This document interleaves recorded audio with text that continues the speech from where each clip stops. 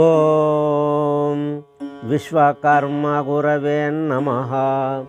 ప్రేక్షకులందరికీ నమస్కారం. కర్ణపర్వంలోని 14వ భాగానికి స్వాగతం. సంజయుడు ధృతరాష్ట్రంతో తెలియజేశాడు మహారాజా. అక్కడ యుద్ధరంగం లోపల ఇట్లాంటిగా ఆ కర్ణుడు ఇటు అర్జునుడు వాళ్ళిద్దరు కూడా తలపడుతున్నారని చూసేటోళ్ళకి అందరికి కూడా చాలా భయం పడుతున్నదని ఇట్లాంటిగా అంటున్నాడు. ప్రతి రవివలెను మకుటంబు, ప్రతి రవివలెను మకుటంబు, వేసితేను పార్థుడచటా శస్త్రంబు, ప్రతి రవివలెను మకుటంబు. ఆ యుద్ధ రంగం లోపల సూర్య భగవానుడు వచ్చి బాణం వేసే మాదిరిగా ఉంటుందో ఈ కర్ణుడు కూడా అదే మాదిరిగా బాణంను వేస్తున్నాడు. సూర్యుడా ఏమన్నట్టు అనిపిస్తున్నారు అక్కడ ఉన్న వాళ్ళు చూసిన వాళ్ళందరికీ కూడా. అప్పుడు అర్జునుడు ఆ చేప బాణాలను తీసుకొని తల వెంట్రుకాలు ముడిచి కట్టి కరము నాను దివ్య శాపంబు బట్టి, తల వెంట్రుకాలు ముడిచి కట్టి. ఆ అర్జునుడు ఈ శిఖను ముడి వేసుకొని చేతి లోపల తన గాంధీవమును బాణాలను తీసుకొని అప్పుడు భానుపుత్రుని ఐరావంబు చూర్ణము చేసే దివ్య చాపంబు, భానుపుత్రుని ఐరావంబు. తరువాత దశాసాయకమూల భానుసుతుని భేదించను చాలా, భానుపుత్రుని ఐరావము. ఆ భానుకుమారుడు అంటే ఆ కర్ణుని యొక్క రథమును ఏనుగును ఇట్లాంటిగా ముక్కలు ముక్కలుగా వేసాడు. ఆ తర్వాత 10 బాణాలు వేసి ఉక్కిరి బిక్కిరి చేసిండు, ఊపిరాడకుండా చేసిండు. ఎవరు? ఆ అర్జునుడు కర్ణుని.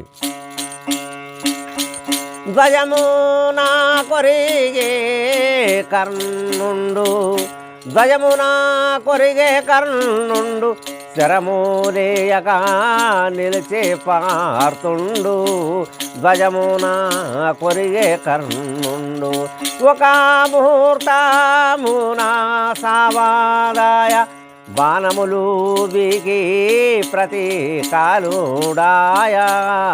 ఒక ముహూర్తమున సావాదాయ.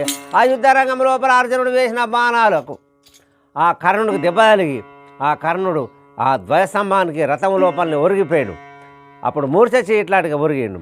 కొంతసేపు అయిన తర్వాత తెలివింది ఆ కర్ణుడు తనకు నాటినటువంటి బాణాలను వీకి యమధర్మరాజు వారి యుద్ధరంగం లోపల నిలబడ్డాడు మహారాజాని ఆ సంజయుడు ధృతరాష్ట్రంతో ఈ విధంగా తెలియజేసిండు. చూసి సోద్యమునందును ఆ సమయము బలికర్ణుని బాగుగా నచట, అముఖహరి ఇలా పలుకగా చాలగా పాడుతుండు సంగరమందు. ఆ బాణాలు వీకి నిలబడేసరికి అక్కడ ఉన్న వాళ్ళంటూ చాలా ఆశ్చర్యపడుతున్నారు. ఇంతటి బలవంతుడా, ఇంతటి ధైర్యమా, బాణాలను వీకి అప్పుడు యమధర్మరాజు వాళ్ళే నిలబెట్టాడని అప్పుడు చూసిన వాళ్ళందరూ ఇట్లాంటిగా అనుకుంటే ఆ పరమాత్ముడు బలిరే కర్ణాన్ని ఇట్లాంటిగా అంటున్నాడు. అప్పుడు ఈ అర్జునుడు విని చేపకు పొగుడు కర్ణుని దీపింపగా అర్జునుడు, ఈ పగదిని గని చేసి తినే బలురణమును తేపకు కర్ణుని పొగుడు ఈ సమయమునా. అరే పరమాత్ముడు ఎందుకు ఇట్లాంటిగా మాట్లాడుతున్నాడు? మాటికి బలిరే కర్ణ అని ఇట్లాంటిగా అంటున్నాడు. నేనైతే యుద్ధం ఇంతగానం చేసిన, నన్ను పొగుడక నన్ను మెచ్చుకోక ప్రతిసారి ఆ కర్ణుని బలిరే కర్ణ అని ఇట్లాంటిగా ఎందుకనబట్టి మితిలేని కర్ణ బాణజాలముతో బలు సైన్యమున్ అతమార్చెను, అరుడు సగిన మహాపాశుపతాశ్రముక్షితివరా.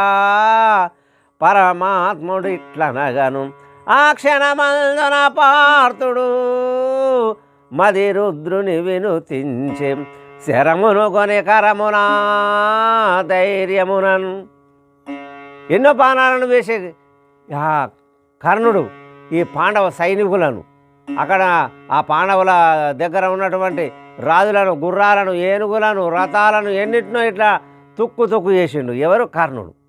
అప్పుడు అదంతా చూసినటువంటి అర్జునుడితో ఈ కృష్ణ పరంధాముడు అంటే, అర్జున ఏం చూస్తావు? ఆ పరమేశ్వరుడు ఇచ్చినటువంటి పాశుపతాస్త్రం ఉన్నది కదా, దాన్ని తీసుకొని వేయు అని అంటే అప్పుడు ఆ పాశుపతాస్త్రమును చేతిలో పలికి తీసుకున్నాడు ధైర్యంతో అర్జునుడు. శరసంధానము చేత పారుతున్నట్టే జేర్జరి చేసే పరమాత్ముని తురగముల బట్టనీయడు శరముల వేసి కర్ణుడు వీరులెల్లగని కంపముందగా గురిపించి శరదారను పరమాత్ముడు గని పలికే పార్తునచట పరివారమింకన్. ఆ కర్ణుడు ఉక్కిరి పిక్కిరి చేస్తున్నాడు వీళ్ళిద్దరిని కూడా. ఆ పరమాత్మని ఇట్లా ఆ గుర్రములను ఇట్లాంటిగా పట్టనిస్తాడు, నడపనిస్తాడు, కళ్యాణను పట్టనీయకుండా యుద్ధం చేస్తున్నాడు. అంతటి బాణాలను వేస్తున్నాడు, బలంగా బాణాలను వేస్తున్నాడు, తొందరగానే బాణాలను వేస్తున్నాడు. వీళ్ళకి ఇద్దరికి కూడా ఎటు తోయడం లేదు, అట్లాంటిగా వేస్తున్నాడు. ఆ బాణాలు వర్షం పడ్డట్టే ఇట్లాంటిగా పడుతున్నాయి ఆ కర్ణుడు వేసిన బాణాలు. అక్కడ ఇదంతా కూడా చూసి ఆ పరమాత్ముడు అంటున్నాడు, మితిలేని బలము గూల్చెను చతురుడు కర్ణుండు చూడు సేలుగా ఇప్పుడు అసమానమాయసాలగా వేయుడి పశుపతాస్త్రంబు పరగను పార్త. అర్జున ఇంకెంత అనక చూసావయ్యా నువ్వు? ఆ పశుపతాస్త్రం తీసుకొని వెయ్యి ఆ కర్ణుడి మీద. ఆ కర్ణుడు చనిపోతాడు. ఇక సమయం అయితే అయిపోతున్నది, సాయంకాలం అయింది, పొద్దు మునుగుతుంది కొద్దిసేపు అయితే. ఇదే సమయం సచ్చేది కర్ణుడు, మళ్ళా ఆయన సావడు. జయ్య బాణం వేయి, ఎంతో బలం నన్ను కూల్చేసాడు. ఆగు చూడు, వెనుక మళ్ళీ చూడవయ్యా ఎందరగానం పోయిండు. గుర్రాలు ఎన్ని పోయినాయో, రథాలు ఎన్ని పోయినాయో, ఏనుగులు ఎన్ని పోయినాయో, సైనికులు, రాజులు, ఎంతో బలమును నష్టపరిచిండు ఆ కర్ణుడు. ఏం చూస్తున్నాను వేయి పశుపతాస్త్రం అని ఆ పరమాత్ముడు అర్జునుడితోటి ఈ విధంగా అన్నాడు. ఘోరా రణబేరి మ్రోయగా విని ఘోరారణబేరి మ్రోయగా విని విరతునే చేయు పలుమారు బాను సుతోని ఘోరారణబేరి మ్రోయగా విని రామా రామావో రామా రామావో సీతారామావో ఘోరారణబేరి మ్రోయగా విని. ఆ సమయం లోపల యుద్ధ రంగం లోపల ఇట్లాంటిగా ఆ ఘోరం అతి ఘోరంగా ఆ ధ్వనులు వినబడుతున్నాయి, రణబేరీలు వినబడుతున్నాయి. అప్పుడు ఎన్నోసార్లు కూడా ఆ కర్ణుడిని రథము లేకుండా చేసిండు, రథమును ఎక్కనియకుండా ఇట్లాంటిగా యుద్ధం చేస్తున్నాడు ఎవరు? అర్జునుడు. కర్మ జన్మము ప్రాప్తించే కర్మ జన్మము ప్రాప్తించి దిశలు శూన్యము కనబడు విప్రాశాపము నాను రథచక్రము సర్వము కర్మ జన్మము ప్రాప్తించే రామా రామావో రామా రామావో సీతారామావో ఘోరారణబేరి మ్రోయగా విని. ఆ కర్మలన్నీ కూడా అదే సమయంలో ఆ కర్ణునికి ఇట్లాంటిగా కర్మలన్నీ అప్పుడే చుట్టుకుంటున్నాయి. దిశలన్నీ 4 దిశలు కూడా శూన్యమైపోయినాయి, చీకట్లు గమ్ముతున్నాయి. మరి విప్రశాపం కూడా, బ్రాహ్మణుడు పెట్టినటువంటి శాపం కూడా అప్పుడే ఈయనకు తలిగినట్టున్నది. మరి అటుగాక ఆ భూదేవి ఆ కర్ణుని యొక్క రథచక్రమును ఈ విధంగా తన లోపలికి ఇట్లాంటిగా లాక్కుంటున్నది. అంటే రథచక్రము కుంగిపోయింది భూమి లోపల. ఇలా గృంక్యార్కసూనుని రథము కనుగొని ఆ క్షణము రథమును దిగను పెకిలింసను అదులదు ఇలాగనగ శాపము ప్రాప్తమాయ గనులిక వినుడి. ఆ కర్ణుని యొక్క రథచక్రం భూమి లోపలికి వెళ్ళిపోయింది. అప్పుడు అది చూసినటువంటి కర్ణుడు రథం దిగి చూసి ఇట్లాంటిగా పెగిలిస్తే దాన్ని పీకాలని ప్రయత్నం చేస్తే ఏ మాత్రం కూడా ఇంతైనా కదులుతలేదు. అనే కర్ణుడు శైల్యునితో ఘనముగ సాయంబు చేయు రణమున నీవు అనగనునే సారాధ్యము మును చేసెదగాని నీకు ముదమున వినుడి. అప్పుడు ఆ కర్ణుడు శైలునితో అంటున్నాడు, శైల్య మహారాజా నువ్వు నాకు సాయం చేయి, మనమిద్దరం కలిసి ఈ రథముని పీకేద్దాం భూమి నుంచి అని ఇట్లాంటిగా అంటే నేను నీకు సారథ్యం చేతందుకే ఉన్నా కానీ నేనేమన్నా ఇట్లాంటిగా పనులు ఏతందుకున్నానా? రణమున రథమును వీకను అనవుగాని దాసుడనా అనకుడి చట ఘనబలమిల లేకుంటెను మును ఎందుకు దురములోనా దూరితివయ్యా. ఈ యుద్ధరంగం లోపల ఆ రథమును వీకతందుకింత ఉన్నానా నేను? నీకు బలం లేకుంటే నువ్వు ఈ యుద్ధరంగం లోపలికి ఎందుకు వచ్చాను? నువ్వు రాకపోనుంటివి. నేను నీకేమన్నా దాసునే? నేను నీ జీతగానే? రథం వీకు అని ఇట్లాంటిగా నాకు సాయం చేయని అంటావు. నా వల్ల కదా ఆ పని. నువ్వు నాకు ఆ పని ఏ పని చెప్పకు. నేను రథమును నడపతందుకున్నానే కానీ నేను రథం పీకటానికి లేనని ఆ శైల్యుడు ఈ కర్ణునితో అన్నాడు. ఆ మాటలు విని కర్ణుడు ముదమున నీవు మూర్ఖుడవు ముందే నీవు అందంబుగా నా బలమును ఇందున క్షీణంబు చేసివీనుడ నీవు. ఇట్లాంటికంటే ఆ కర్ణుడు అంటుండు శైల్యుని నువ్వు ముందే మూర్ఖునివి. ఇదంతా కూడా నాకు తెలుసు. నా బలమంతా కూడా నువ్వే మాటికి దించేసినావు. నన్ను హీనుని చేసినావు, నన్ను కించపరిచినావు, నన్ను ఎన్నో విధాలుగా మాటలతోటి నువ్వు చాలా బాధించినావు. నువ్వు మూర్ఖునుడవు, నువ్వు హీనునివి. రారాజు వయ్యనేవు రణమందునా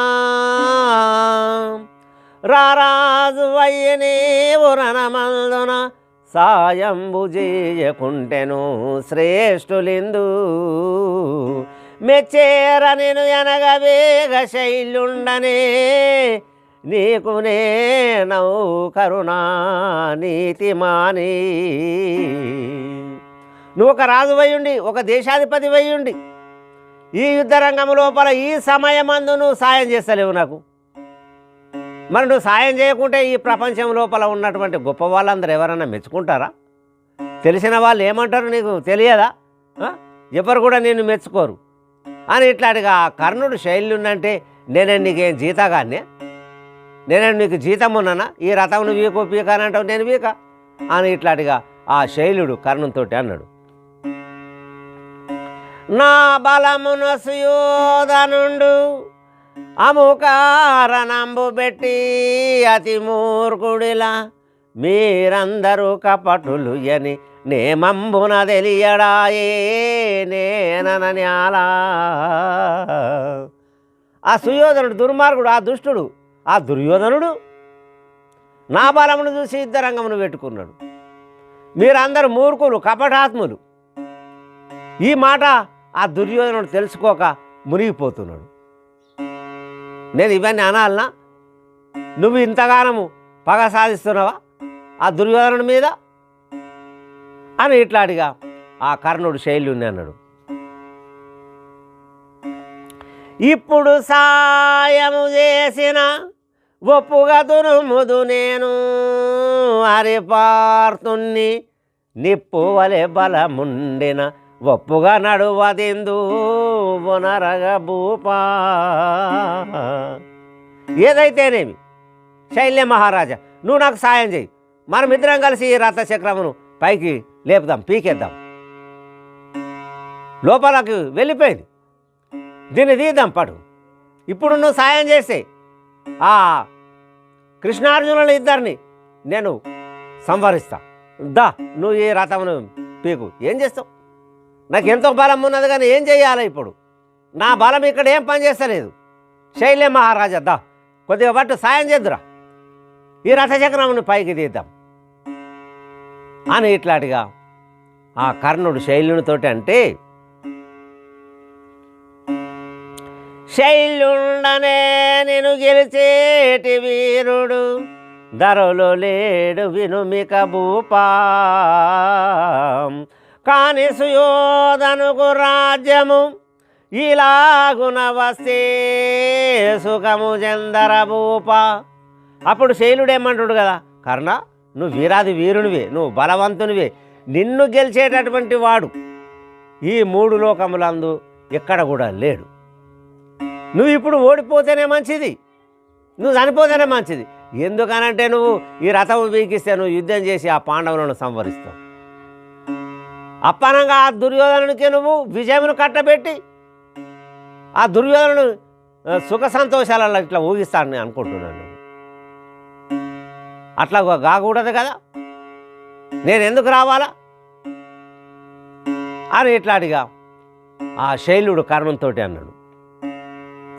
అందుకు నిన్నంటి మాటలు సందేహమును మానవయ్యా సరగున ఇప్పుడు అనగను కర్ణుడు పలికెను, జననాథుడవా నీవు జగతిలో శైల్య. నువ్వు అపరంగా ఆ దుర్యోధనునికి రాజ్యం కట్టపెట్టాలని చూస్తున్నావు కాబట్టి నేను నీకు సాయం చేయడానికి రాకలే. అందుకోసమని నిన్ను ప్రతిసారి ప్రతి మాటకు ఓడిపోవాలన్న ఉద్దేశంతో నిన్ను మాటికి నిందిస్తూ వచ్చిన, దించేస్తూ వచ్చిన, కించపరుస్తూ వచ్చిన. ఎందుకు అనుమానం పెట్టుకుంటావయ్యా? ఏం అనుమానం పెట్టుకోకనంటే, అయ్యో నీ అటువంటి వాడు ఒక రాజేనా, నీ అటువంటి వాడిని ఒక రాజువేనా నువ్వు? ఇదే పని అనేది, ఇంత నీచమైన పనికి దిగజారుతావా నువ్వు అని ఆ కర్ణుడు శైలుని ఎన్నో విధాలుగా మాటలన్నాడు. నమ్మిన వారిని నరకంబును చేసే మాట కన్నా జగతిలో చూడు అధికము గలద చూడు, మరి ఉండేవ శాశ్వతంబు మదిగను భూపా. నమ్మినోళ్ళని నువ్వు నరకం చూపిస్తున్నావు, నమ్మినోళ్ళకు నువ్వు. ఇంతకంటే పాపం ప్రపంచం మీద ఏది కూడా లేదు. మరి నువ్వేమన్నా శాశ్వతంగా ఉంటావా? చిరంజీవి అయి ఉంటావు? ఇక్కడ ఉండవు కదా.